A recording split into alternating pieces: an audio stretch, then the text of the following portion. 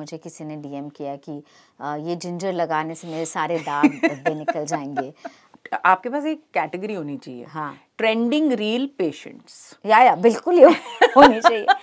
मेरी ये अपील है लोगों से कि जब भी आप किसी को फॉलो करते हो, आप उनका जो क्वालिफिकेशन है वो देखना और फिर उसे आप फॉलो करना, है ना। देखो सुनो, आए हो तो हम तुमको गोरा नहीं करेंगे, तुम्हारा कॉम्प्लेक्शन क्लीन कर देंगे। बिल्कुल। अब किम कार्दाशियन ने कह दिया कि मैं तो मॉर्फियस 8 कर रही हूँ। हर एक के लिए मॉर्फियस 8 नहीं होता है। मॉर्फियस 8 कोई एक तरह का ट्रीटमेंट है भाई लोगों, जो हमें भी नहीं पता है। हाँ, बट है, एक ट्रीटमेंट है। POV with Anu. Hello and welcome to POV, यानी कि Point of View with me, Anu, right here on Radio City. And today, again, we have a very, very interesting guest with us. Someone who's really dear to me, someone I have known for so many years, someone who's been personally taking care of my skin as well. It's glowing, as you can see. But also, more importantly than that, she's a friend. She's been a guide to so many celebrities across world. I think Bollywood में कहीं पे भी किसी का भी नाम लीजिए, doctor Jayashree शरद का नाम उनसे पहले आता है. Yes, we've got Dr. Jayashree Sharad here with us with 25 years of experience, 3 bestsellers, books behind her, and being the trainer, international trainer for aesthetic treatments. Baby, she's right here with us, and आज हम उनसे उनके point of view के बारे में जानेंगे about, well, not just skin, but what goes right under. जिसका मतलब है कुछ insecurities, कुछ खुशी, कुछ confidence, कुछ happiness. What exactly does it take to be really, really healthy in your own skin? Hi, Dr. Jayashree. Hi, thank you so much for having me here. How do you feel about now कि आजकल क्या हो गया ना, ये बड़ी एक thin line है जो लोग क्रॉस किए जा रहे हैं, स्पेशली सोशल मीडिया पर, जहाँ पे experts versus anybody is giving advice on skin, on any subject. Let's stick to skin today. Okay. अभी मैंने 2 दिन पहले मुझे किसी ने डीएम किया कि ये जिंजर लगाने से मेरे सारे दाग धब्बे निकल जाएंगे. और तो वो उन्होंने किसी और का रील मुझे फॉरवर्ड किया जिनमें अबव 50,000 लाइक्स थे. ना आप और उनका ऑब्वियसली जिन्होंने वो पोस्ट किया है उनका कोई ना डिग्री है ना कुछ है. आज वो जिंजर के बारे में बोल रहे हैं, कल वो क्लोथ्स के बारे में, परसों वो कुछ और. तो ऐसी चीज़ें जहाँ आपको नॉलेज नहीं है, ज्ञान नहीं, और आप करते हो और आप जिंजर लगा लोगे, आपका स्किन अगर बैरियर कॉम्प्रोमाइज्ड है तो स्किन जल सकता है, आपको और रिएक्शन हो सकती है. तो हर एक मतलब कुछ दिनों पहले एक और आई थी जिन्होंने अंडर आर्म में कुछ नींबू वगैरह रगड़ लिया था, पूरा अंडर आर्म जल गए थे स्किन के. तो वो भी एक दूसरे रील से देखकर हो गया, लगा लिया था. फिर कुछ दूसरे हैं जो अरे मेरा this is my favourite cream, इससे मेरे मेरे सारे लाइंस डिसअपियर हो गए. तो फिर वो लगा लेते हैं, उसमें स्टीरॉयड होता है. I actually the other day मैंने देखा कि किसी ने मैं शैम्पू का नाम नहीं लूंगी, बट उसके अंदर कीटोकोनाजोल है, तो उन्होंने अपने माथे पे लगा लिए क्योंकि माथे पे पिंपल्स हो रहे हैं, तो चलो वो उससे ठीक हो जाएंगे. एंड दे आर शोइंग कि ये बड़ा सक्सेसफुल है. तो इट्स दुख भी होता है और डेंजरस भी है, क्योंकि मैं आपको बता नहीं सकती कि कोविड के बाद जो हमने वापस हमारा नेक्स्ट रीबर्थ हुआ है ऑल ऑफ अस, करेक्ट, उसमें मैंने कितने साइड इफेक्ट्स देखने शुरू कर दिए लोगों के. दिस इज क्योंकि लोग फॉलो करते हैं. करेक्ट. तो आपके पास एक कैटेगरी होनी चाहिए. हाँ, ट्रेंडिंग रील पेशेंट्स. या बिल्कुल ये होनी चाहिए. मेरी ये अपील है लोगों से कि जब भी आप किसी को फॉलो करते हो, आप उनका जो क्वालिफिकेशन है वो देखना और फिर उसे आप फॉलो करना, है ना. एक तो ये है कि लोग आजकल एक ये जो जैसे हमने बोला कि सोशल मीडिया ट्रेंड्स फॉलो करके कर रहे हैं. एक दूसरा वो जो दादी माँ के नुस्खे. हाँ, ठीक है. तो दादी माँ का नुस्खा जो है, उसमें से कौन सा एक ऐसा नुस्खा है जो आपको लगता है मिथ नहीं है, ये काम करता है? वैसे तो थोड़े काफ़ी सारे हैं. अच्छा. हल्दी जो है, हल्दी स्किन के लिए बहुत अच्छा होता है. अच्छा. कर्क्यूमिन. और अगर आपका स्किन अगर ऑयली एक्ने प्रोन नहीं हो और आप दही हल्दी मिक्स करके लगाओ तो सच में स्किन में निखार आ जाती है. मलाई, तो मेरी माँ हर रात को मलाई लगाती थी मेरे चेहरे पे और मुझे बहुत गंदा लगता था. हाँ. लेकिन मेरा स्किन बहुत ड्राई है, तो उससे ऑटोमेटिकली मेरा स्किन जो है वो मॉइस्चराइज हो जाता था, और उसमें लैक्टिक एसिड होता है, तो एक ब्राइटनिंग इफेक्ट भी होता है उसमें। वाओ। सो अगेन आपको मतलब ये देखना है कि आपका स्किन जो है वो ऑयली, एक्ने प्रोन नहीं हो। सो ये चीज़ें अच्छी है। बेसन का लेप जो हम लगाते हैं वो भी don't put it on the face, आपके पोर्स क्लॉग हो सकते हैं, बट बॉडी पे आप ज़रूर लगा सकते हो बेसन का लेप। वाओ। तो कुछ कुछ ऐसी चीज़ें हैं जो आप कर सकते हो। पपाया को आप मैश करके उसमें थोड़ा सा हनी लगा करके उसका आप लेप लगा सकते हो फेस पे। पोमेग्रेनेट का जूस जब आप बनाते हो तो उसका जो पल्प रहता है, जो बच जाता, मतलब जो दैट वो हार्ड सा जो वो पल्प रहता है, राइट। उसे आप स्क्रब बना सकते हो, उसमें थोड़ा सा ओट्स डाल करके उसे स्क्रब बना सकते हो। तो कुछ नुस्खे हैं जो अच्छे हैं, अच्छे मतलब they are very good. But ऐसे भी हैं, जैसे मैंने कहा, बेकिंग सोडा लगा लिया या नींबू लगा ली, कच्चा टमाटर लगा लिया। अगर आपका स्किन ड्राई हो, सेंसिटिव हो, और आप इस तरह की चीज़ें, नींबू, टमाटर वगैरह, तो वो एसिडिक होती है, और उनका पीएच और स्किन का पीएच अलग होता है। आपके स्किन पे रिएक्शंस हो सकती हैं, आपका स्किन बैरियर जो है वो ख़राब हो सकता है। तो पॉजिटिव्स भी हैं और नेगेटिव्स भी हैं। सो दादी माँ के नुस्खे यूज करें, पर दादी माँ की बुद्धि लगा के करें। बिल्कुल बिल्कुल। अब फिलहाल तो दादी माँ आपके लिए हम डर्मेटोलॉजिस्ट हैं, हाँ, आप पूछ लीजिए कि ये नुस्खा है, करे या ना करे, आपको फिर हम बता देंगे आपका स्किन कैसा है, उसके हिसाब से किया जाए। That's wonderful. या बट द अदर डे मैं कैमरून डियाज, जो हमारे हॉलीवुड में, she is a very popular actress, and in fact she was considered extremely sexy, beautiful at a given point in time while I was growing up, we all were. उन्होंने ना एक बहुत अच्छी reel में बात की है कि यार आप सबको फ्रोजन इन टाइम क्यों होना है? तो आप फिलर्स, बोटॉक्स जो भी करा रहे हैं उसके ऊपर कोई प्रॉब्लम नहीं है, आप करवाइए, पर अपने फीचर्स को सॉफ्टर कर सकते हो। पर आप बिल्कुल ही सोचो कि भाई सारी लाइंस डिलीट कर दी जाएं, तो won't you be frozen in time? And who is frozen in time? Somebody who is dead. तो क्या जरूरत है? So I just want to know about how do you, what is your view on किस तरह से one needs to move ahead with their journey of even fillers and Botox, या their journey of looking gracefully beautiful, और ना हो भैया frozen in time, तुम बस ग्रेसफुली एज करो। तो ये मैं हमेशा कहती हूँ कि being perfect is not beautiful, right? You have to have your own individuality, उसे कभी मत खोना। जो आप हो, जो बचपन से हो, आप वैसे ही रहो। करेक्ट। और जैसे जैसे, अच्छा, हम जो हैं when we are born also, ये लाइफ लाइन्स होती हैं हमारी। करेक्ट। राइट। तो जैसे जैसे आपका एज बढ़ता रहता है, ये deeper they get deeper. But कुछ लाइंस जो हैं, जो फेस में दिखती हैं, वो आपको और विजडम देती हैं, और आप और मैच्योर और ज़्यादा अच्छे लगने लगते हो। तो it is nice to have a few lines here and there आपके फेस पे। And she's very right. Why do you want to freeze yourself? Correct. In my, dictionary, less is more always. Right. So आप करिए जो भी आपको करना है. You age gracefully but youthfully. And because आप जब बहुत ज़्यादा कर लोगे ना, तब आप और mature दिखने लगोगे. हाँ. आप जब बहुत ज़्यादा fillers कर लेते हो, आपके बिल्कुल ऐसे गालें हो जाती हैं, लिप्स भी फुल, तो वो इनोसेंस चला जाता है, प्लास्टिक लुक आता है, एक वो जो सिंपल स्वीटनेस आपका है, वो चला जाता है। और वो जब चला जाता है ना, तो आप ऑटोमेटिकली ओल्ड दिखने लगते हो। तो actually it is contradictory, so don't do it, do what is just right for you, थोड़ा सा। अच्छा, तो फिर क्विकली बताइए about this whole concept of pillow face. हाँ, पिलो फेस क्या था कि जब शुरू हुआ था ये फिलर बोटॉक्स का सिलसिला, तब जब इन्होंने डिस्कवर किया था, तो उन्हें खुद ही नहीं पता था कि कितने यूनिट्स बोटॉक्स, वो भी एक्सपेरिमेंट कर रहे थे। कि इतने यूनिट्स दे दो तो ऐसा हो जाएगा।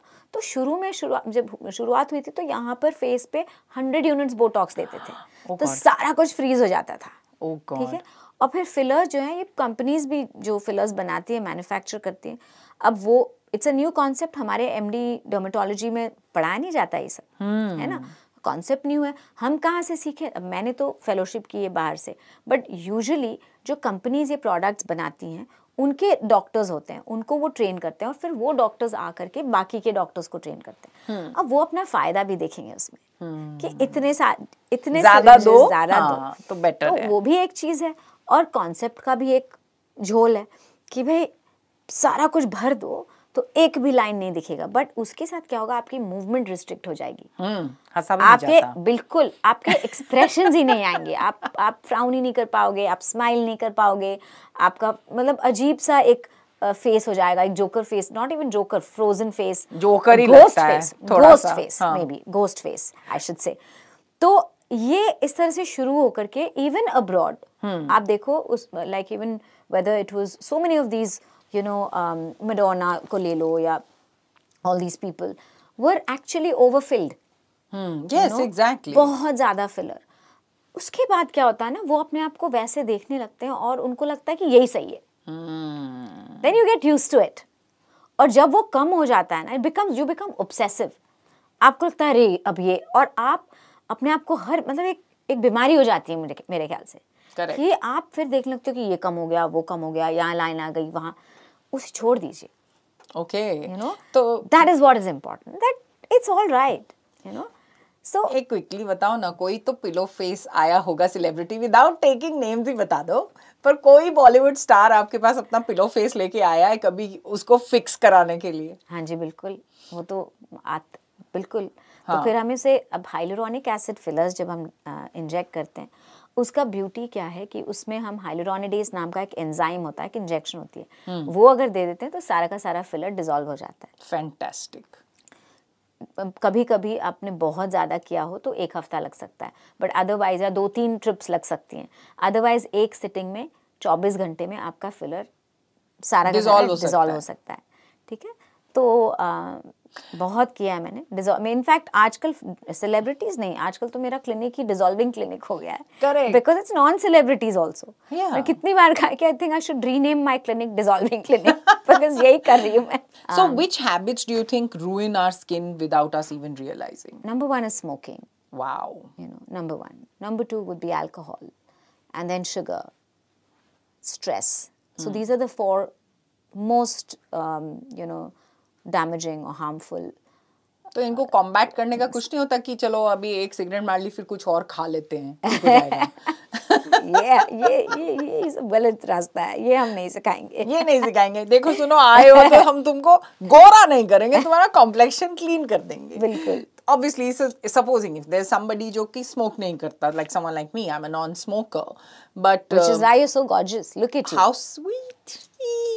But another no honestly, मैं एक बात बताऊंगी इसमें थोड़ा सा contradictory कि sometimes अगर आपका stress level बहुत high है या फिर आपका सन एक्सपोजर हाई है या whatever लाइफस्टाइल थोड़ा सा गड़बड़ है, आप सो नहीं पा रहे हो टाइम पे वगैरह, तो स्किन जो है वो एजिंग तो होता है।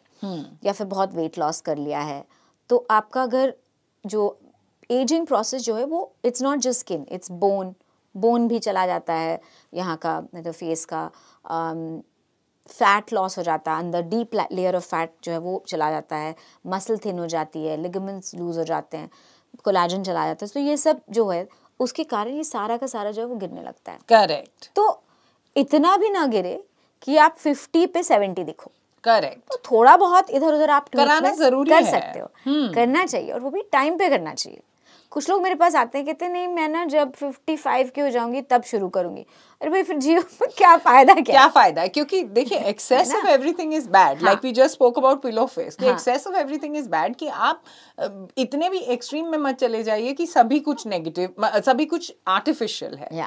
So what are your top 3 cosmetic trends you recommend and avoid?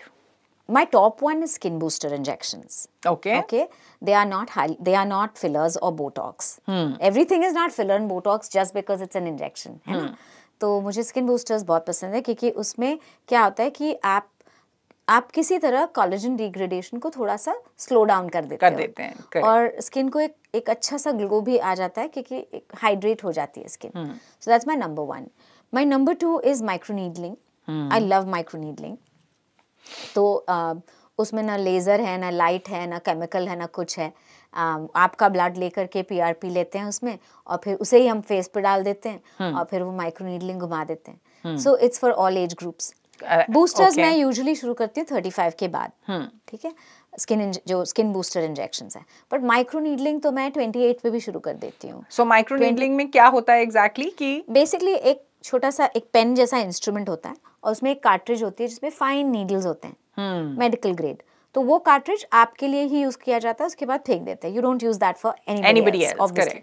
और फिर वो हम पूरे स्किन पे थोड़ा सा जेल, हाइलुरोनिक एसिड जेल लगा करके पूरे स्किन पे एक उसे घुमाते हैं. तो अबाउट 12 से 24 घंटे के लिए आपका स्किन जो थोड़ा सा रेड रहता है, थोड़ा सा सूजा हुआ रहता है, फिर ठीक हो जाता है. कई बार मेरे पेशेंट्स को वो अच्छा लगता है, कहते हैं अरे ये ब्लश्ड लुक आ रहा है. तो उसमें क्या होता है, आप एक थोड़े थोड़े चैनल्स क्रिएट कर देते हैं स्किन में, राइट, विद दोज नीडल्स. फिर आप वो PRP डालते हो, वो ब्लड जो आप निकालते हो अच्छा उसको प्योरीफाई किया जाता है, प्योरीफाई करके प्लेटलेट रिच प्लाज्मा, उसमें ग्रोथ फैक्टर्स होते हैं, वो आप डालते हो. तो वो वापस आपके स्किन में जा करके फिर आपके कोलाजन को धीरे धीरे और बढ़ाता है. तो वो मुझे मतलब बड़ा सिंपल सा ट्रीटमेंट है और किसी भी एज ग्रुप के लिए है. That's my number 2, you know. I'm really fond of that. Then I like HIFU for slightly older people. What is that? So it's a high intensity focused ultrasound therapy, which is basically heat energy होती है through ultrasound, जो हम you know saggy face के लिए, मतलब थोड़ा सा heavy है, sagging है, आप उसे lift करते हो without putting anything in. Oh, okay. You know. तो again, it's not for younger people.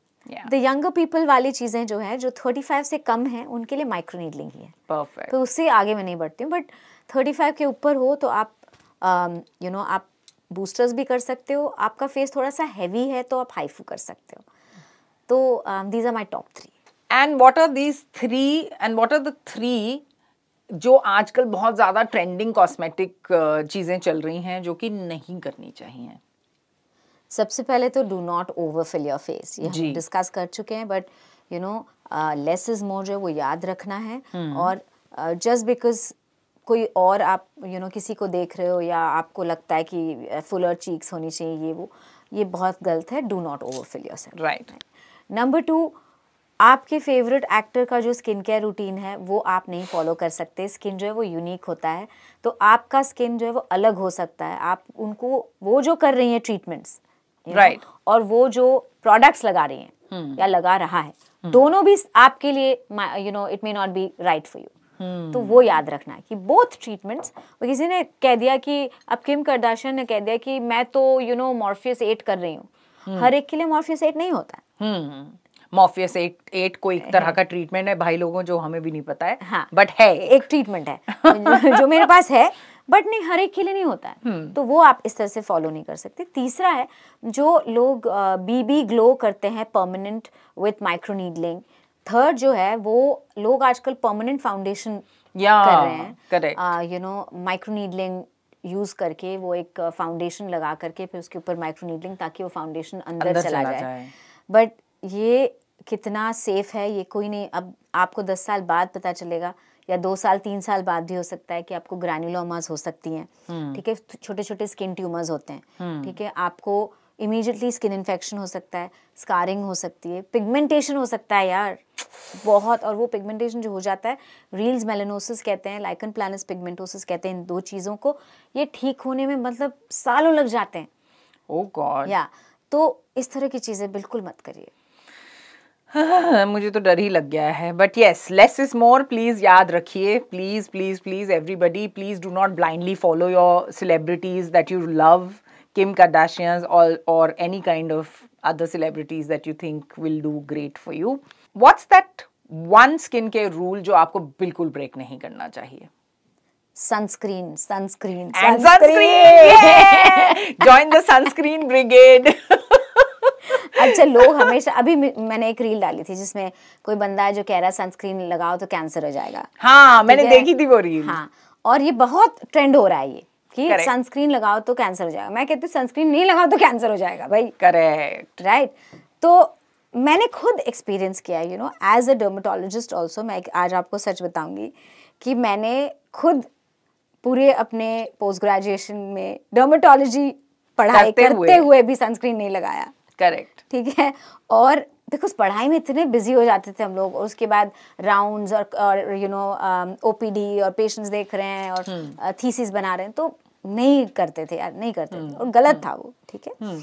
फिर धीरे धीरे जब प्रैक्टिस शुरू की तब भी रेगुलर नहीं हुई, लोगों को बोल रही हूँ सनस्क्रीन खुद नहीं लगा रही। करेक्ट। ठीक है।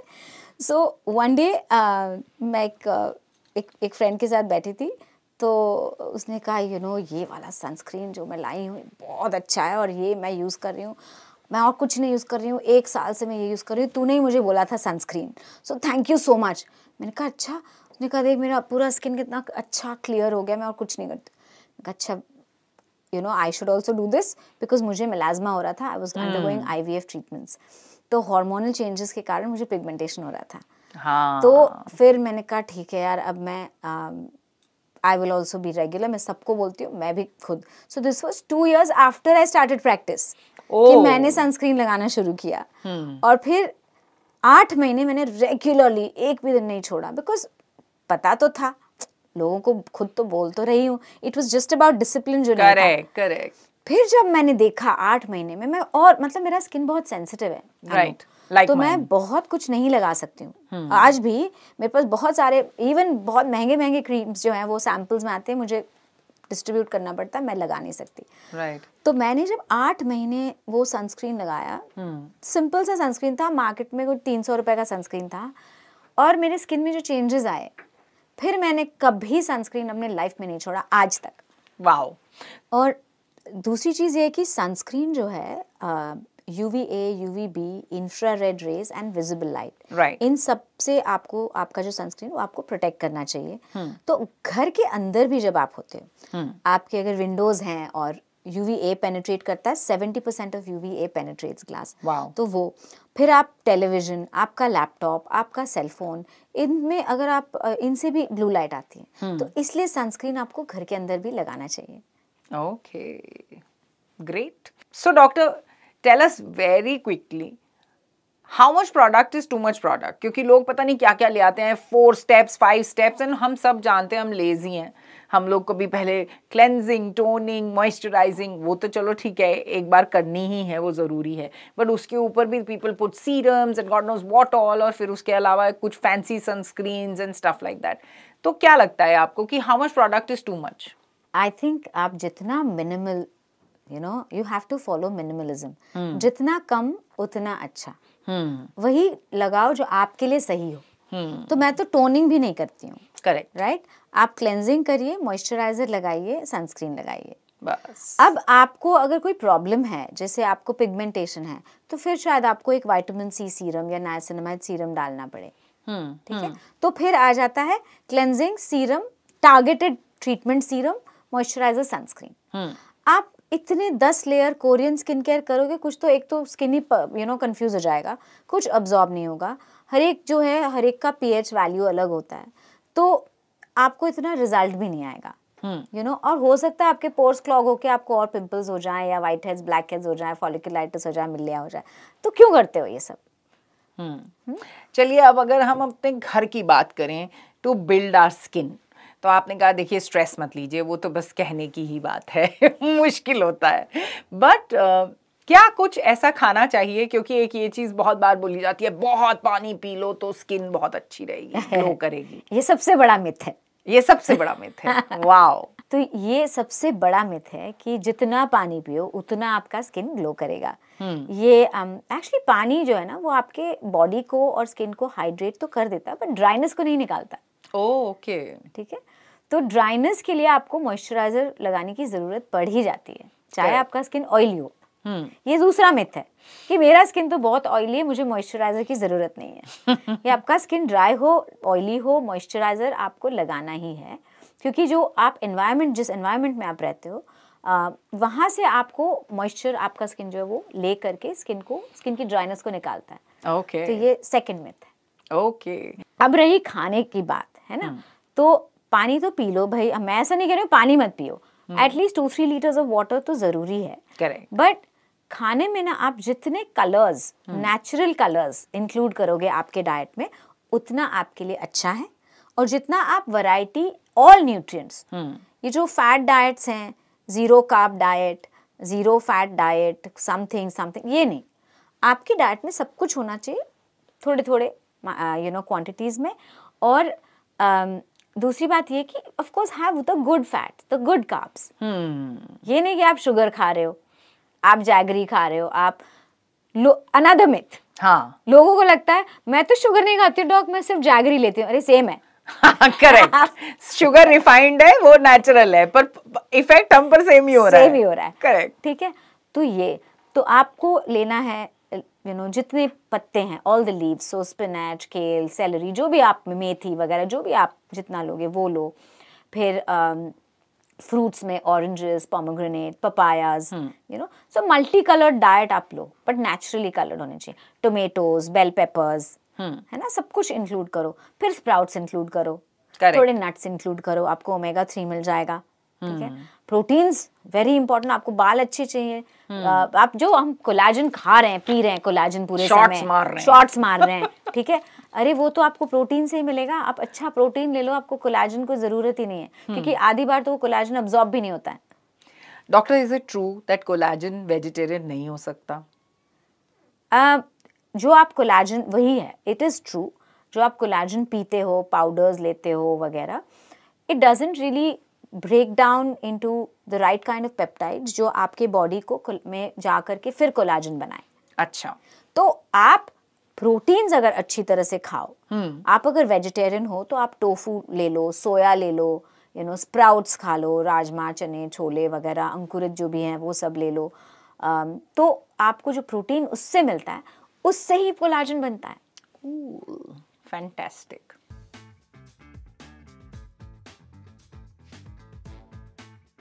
अभी भी बोटॉक्स क्या टैबू माना जाता है? बहुत बड़ा टैबू है आज भी। अच्छा। बहुत बड़ा, बट लोगों को ये नहीं समझ में आता है कि ये एक मेडिसिन है। लोग क्या कहेंगे के चक्कर में ना, या फिर अरे पूरी फैमिली है, उनको उनका पहले देखना, फिर खुद को देखूंगी, उसके चक्कर में ना फिर आपके पे जो बीतती है और आपके इंटरनल ऑर्गन्स और आपके स्किन और हेयर पे जो डैमेज होता है, फिर कौन देखेगा आपको? करेक्ट।